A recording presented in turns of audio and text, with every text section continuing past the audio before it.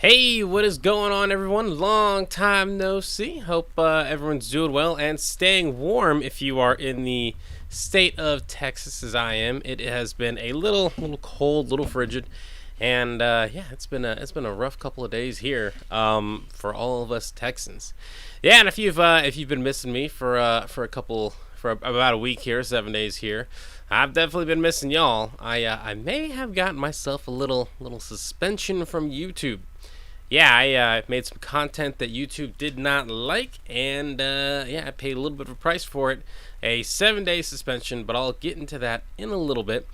But for now, yeah, welcome to Citizen Pete. Thanks so much for checking out the show. If you haven't already, if it's the first time you're joining, do me a favor, like and subscribe to the channel.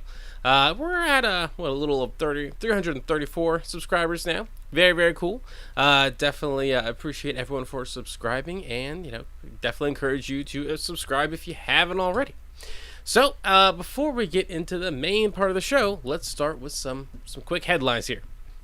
So, if anyone, for any reason, wants to know what Texas Republican Governor Ted Cruz thinks of the state freezing over, you might want to try Mexico. The Republican senator, and his mullet haircut have supposedly been spotted getting on a plane to Cancun while the rest of the state freezes to death. Not clear if this is true, but a woman who looks a lot like Heidi Cruz was spotted with him. The truth will come back when Cruz shows up with a tan or beads in his hair. If you got the Pfizer COVID-19 vaccine, you could be in some trouble.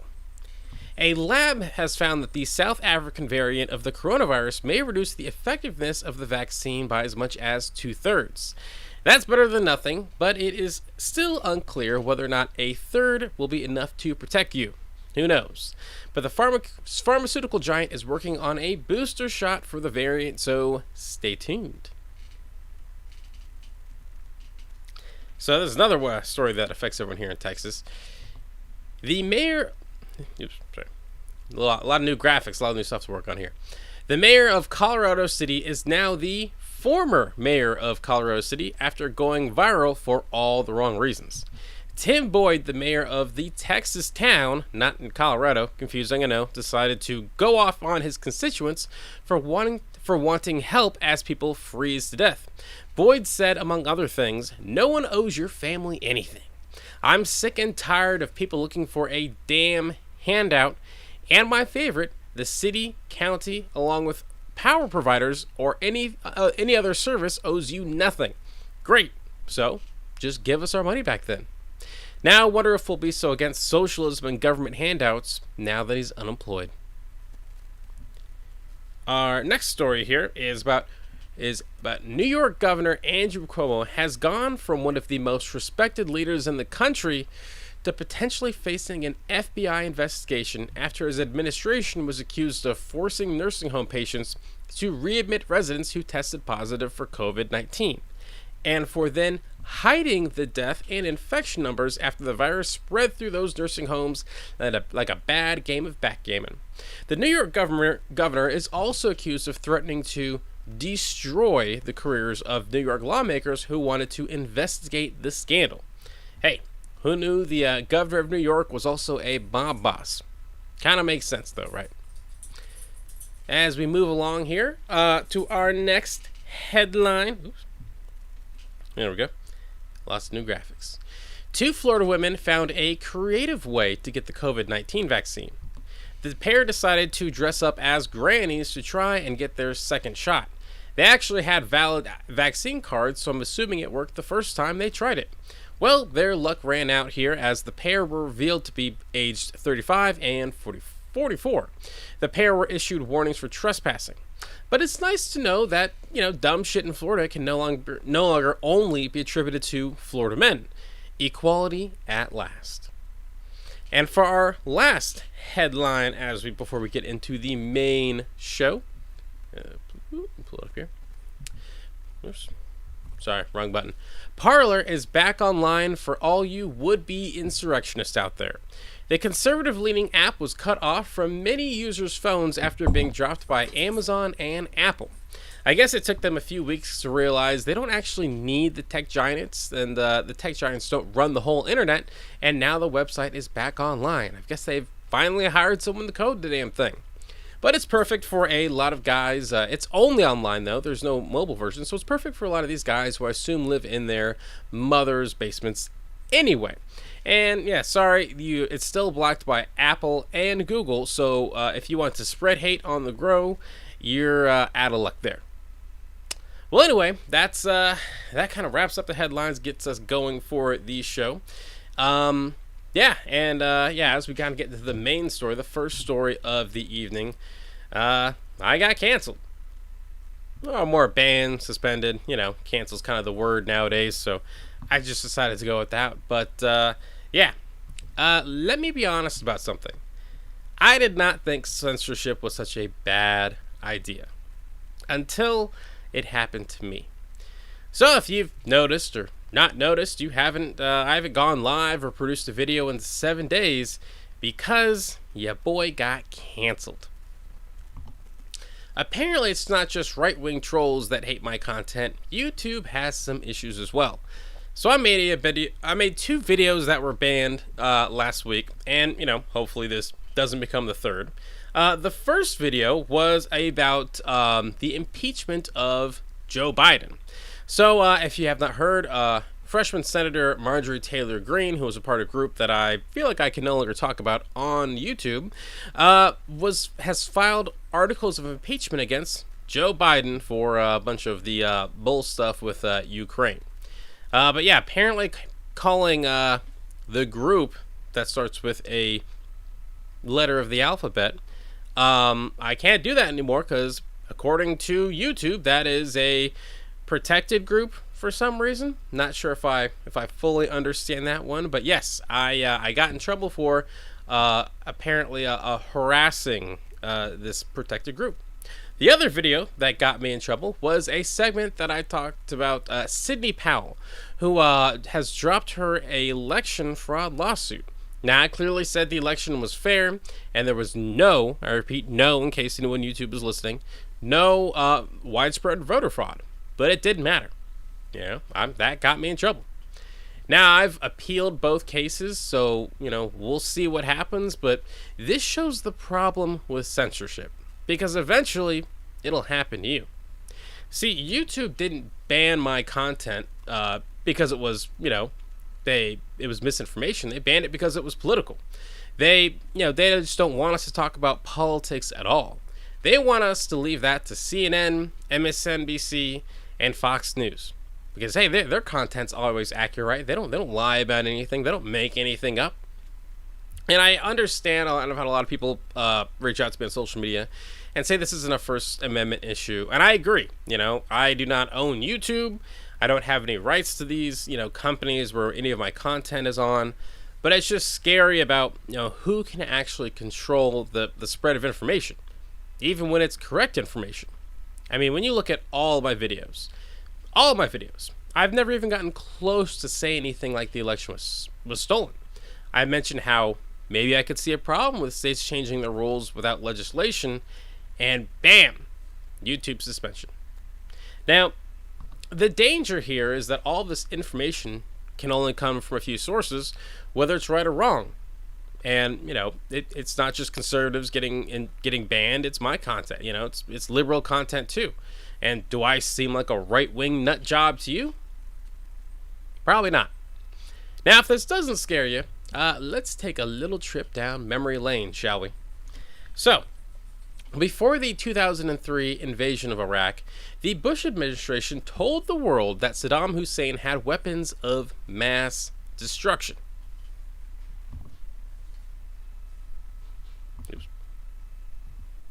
Uh-oh. See if I get my buttons to work. I take the threat very seriously. I take the fact that he develops weapons of mass destruction very seriously. Very seriously. But yeah, it turns out all of that was bullshit and no weapons were ever found. Talked about how you just sick you felt to your stomach when you found out there were no weapons of mass destruction. Can you bring me to that moment? Did someone walk in and say, we've stopped looking, they're not there? Who was it? How did that happen? It just kind of was, it evolved. The fact that there wasn't weapons evolved. I mean, I was, you know, when we first got in there, started looking around and didn't find anything, you get that kind of sinking feeling that, uh-oh. And then time went on, and then we got tips, you know, I'll never forget the tip that there was crates buried, you know, hidden in the Euphrates River. So they found, maybe these are them, and they've sent frogmen, and there was nothing there. And so, and then of course George Tenet had the inspectors go back in, or David Kay and Dulfer, and that pretty well was a period at the end of the sentence there. And yeah, I felt terrible about it. So if I had a YouTube show, and I was around in 2003, and I went around saying that the government was lying about WMDs in Iraq, that they were leading people astray, or that they were wrong about it, I would be banned for spreading misinformation. I'd be banned for spreading some crazy lie that turned out to be true. And that lie, or false claim about WMDs, led to the deaths of 1 million people and helped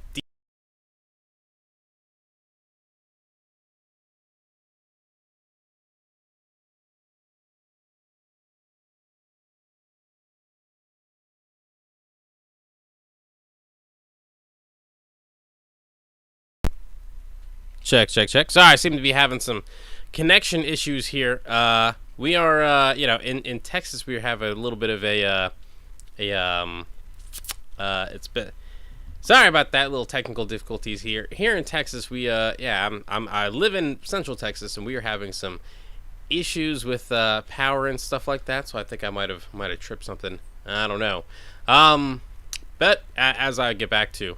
That lie or false claim about WMDs led to the deaths of more than 1 billion people, helped destabilize the Middle East, and led to terrorism going worldwide. I mean, they actually locked up terrorists in prison facilities together and made little mini terrorist boot camps. And this cost American taxpayers, as you can see from this article, more than $2 trillion for the Iraq War alone, or $8,000 for every American. Now, all of this happened in part because someone got something wrong. And now, it looks like with channels getting shut down left and right that talk politics, there will be no one to call them out for their bullshit.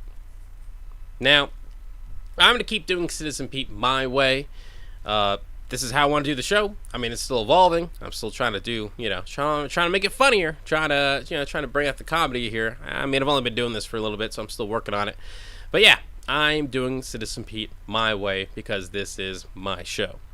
But if you don't hear from me for a few weeks or my channel disappears, you'll know why. Now, coming up next, I'm going to work on some of these technical issues here. I'm not exactly sure what happened there, but that was a little scary on my end. But we're going to take a quick commercial break, and I'll be right back.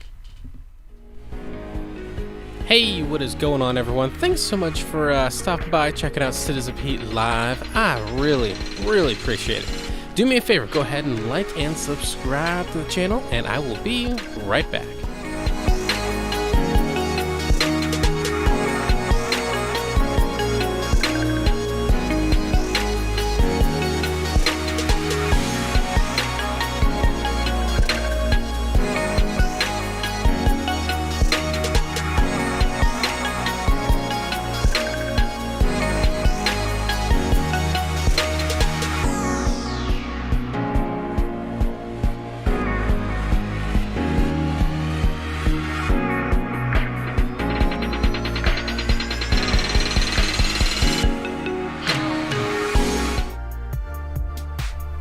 Hey everybody, hope you are enjoying Citizen Pete Live. Very much appreciate you guys tuning in and watching the show. If you haven't already, do me a favor, like and subscribe to the channel, and also sign up for notifications. Very important to do that so you get the latest content sent directly to your phone.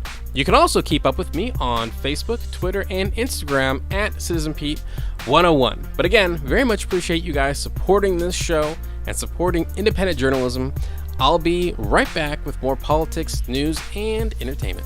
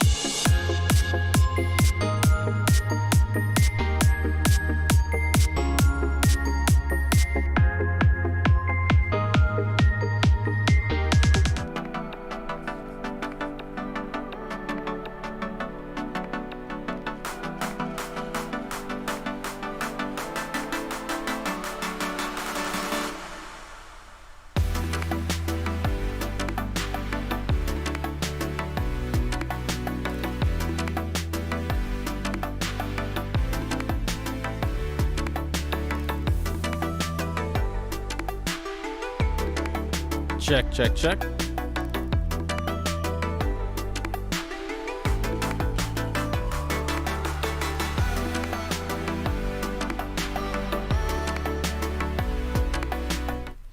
All right, everyone. It appears that I think I've lost power. So yeah, I'm gonna go ahead and pause the show here, but I'll be back live here in a second. Gonna do a quick little restart and